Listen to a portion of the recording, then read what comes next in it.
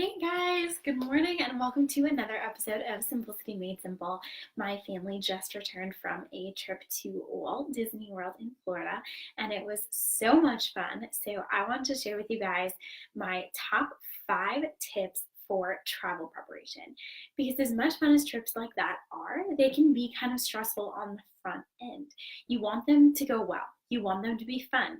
You don't want to forget anything important. You want everyone to be happy. But how do you do all of that without going completely crazy? I know I'm not the only one who experiences that feeling, but there were some things that my family and I did really well on this trip, and I wanted to share them with you to make your trip and your trip planning much, much easier and less stressful. Are you ready? Okay, let's get started with those tips. So, tip number 1 is to consider what you'll be doing, what activities you'll be doing, if you're going to be inside, if you're going to be outside, if you're going to be doing a lot of walking, because obviously that determines what you pack, but it also determines your plan, like your itinerary. And so think about what kind of a trip this is.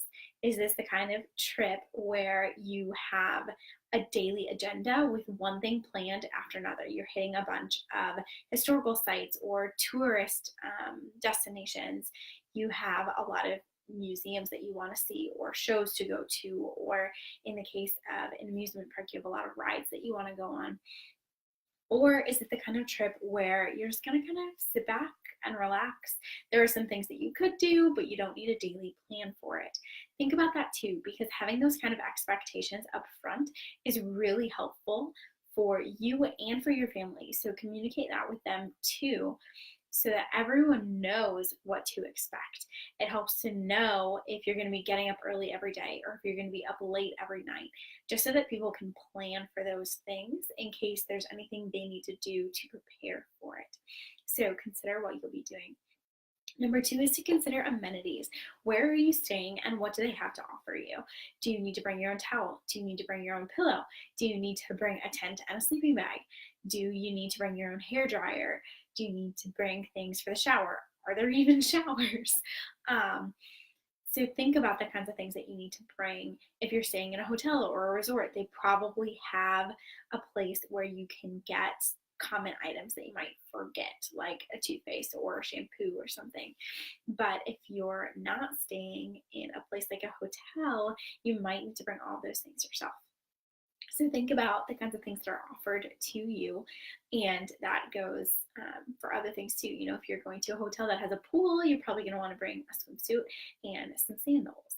But if your hotel doesn't have a pool, then bringing those things is kind of a waste of space. So think about what amenities the place you're staying has and consider that when you're making your plan for your activities and for what you're going to bring. So that's number 2, consider the amenities. Number 3 is to leverage versatile things. So pack clothes that you can wear more than once. Pack a cardigan that goes with multiple tops and a few pairs of shorts that go with all of your tops so that you can mix and match. If a shirt gets dirty but the pants don't, then you can wear the pants again. And it just saves room in your bag if you don't have items that are single use. So if you don't pack, 5 bottoms for 5 days, but maybe instead you pack 2 and wear a third, or you pack 3 so that you can wear them more than once and it takes up less space in your bag. And trust me, the less space you take up in your bag, the better, because even if you can check it, even if you don't have to lug it around, it's still a pain to have a really big, heavy suitcase. So any room that you can save in your bag is a good thing. Plus, depending on where you're going, that might mean that you get to take home more souvenirs, right?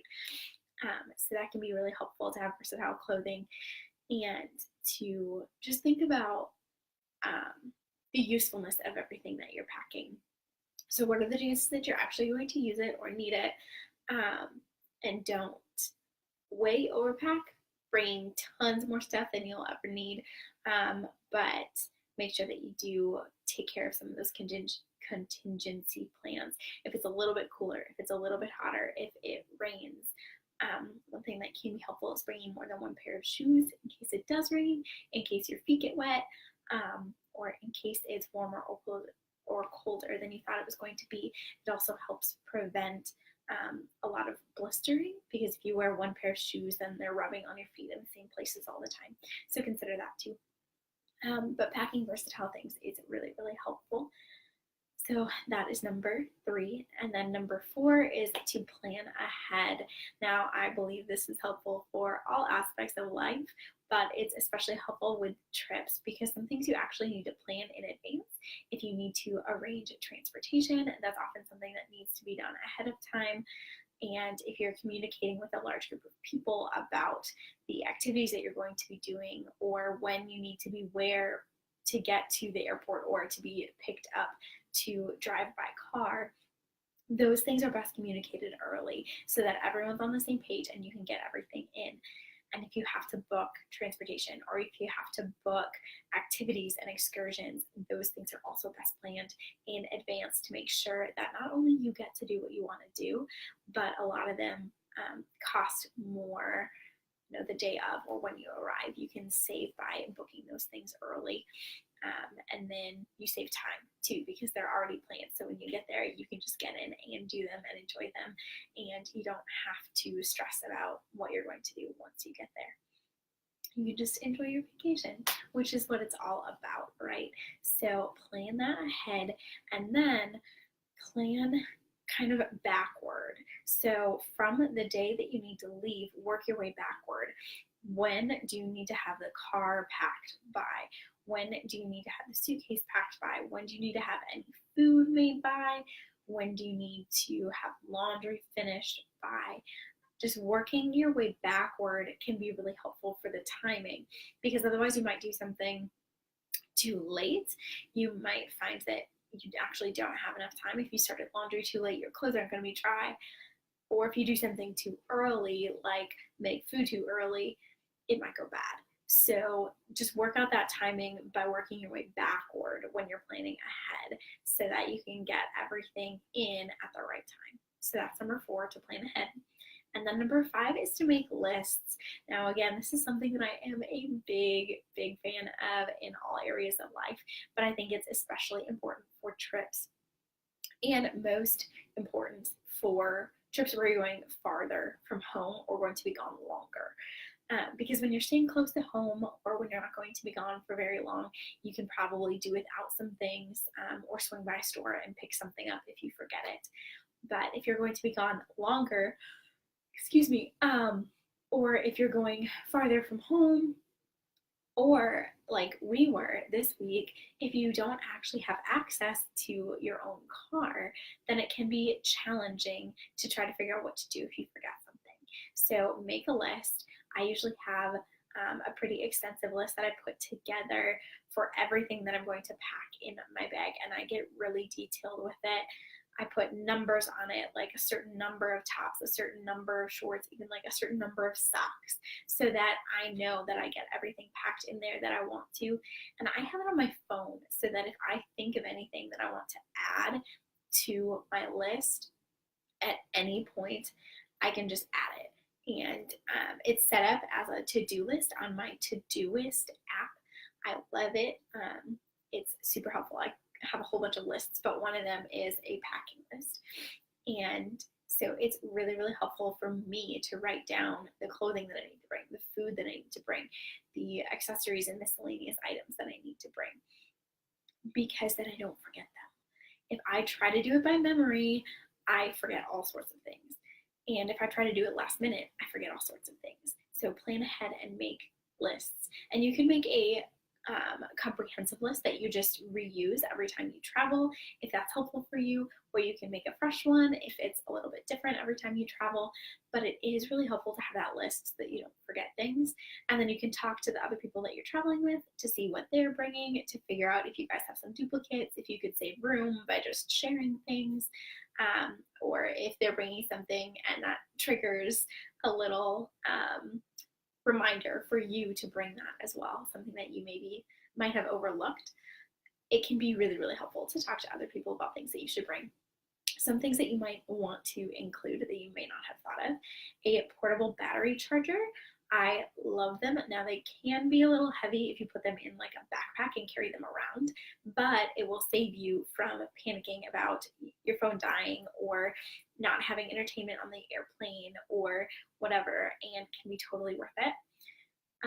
An outlet adapter, you can have one. I just bought one actually that has 3 or 4 normal outlets and then I think 4 USB ports, and it just plugs into a regular grounded wall outlet. And it's so helpful because it lets you charge more things at once by having more outlets available, and actually has those direct USB ports, so you don't have to bring that block part of your charger as well.